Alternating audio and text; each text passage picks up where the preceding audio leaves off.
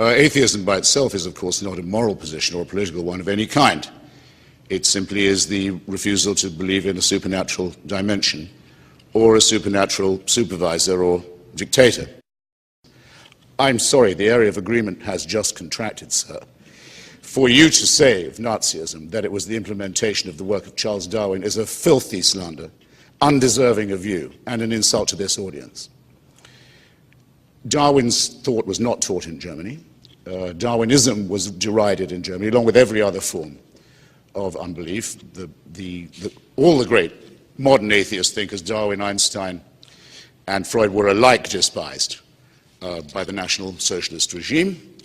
And there is, it said, I believe it to be true, a misprint in one German edition of The Origin of Species, from which the full statement that evolution requires the survival of the fittest is taken, a statement never made by Darwin, who, as anyone knows, says that adaptability is what is likeliest to give survival or luck or advantage, we'd better say, in the struggle.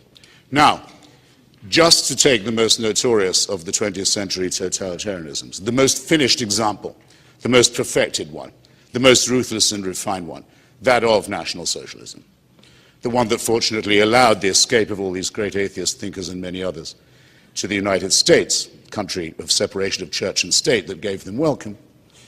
If it's an atheistic regime, then how come that in the first chapter of Mein Kampf, Hitler says he's doing God's work and executing God's will in destroying the Jewish people?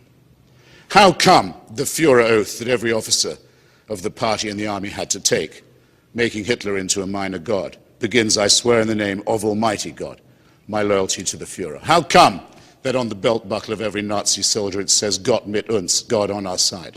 How come that the first treaty made by the National Socialist dictatorship, the very first, is with the Vatican, exchanging political control of Germany for Catholic control of German education? How come that the churches celebrated the birthday of the Führer every day, every year, I mean, on that day, until democracy put an end to this filthy, quasi-religious, superstitious, barbarous, reactionary system? Again, this is not a difference of emphasis between us to suggest that there's something fascistic about me and my beliefs is something I won't hear said, and you shouldn't believe. Thank you.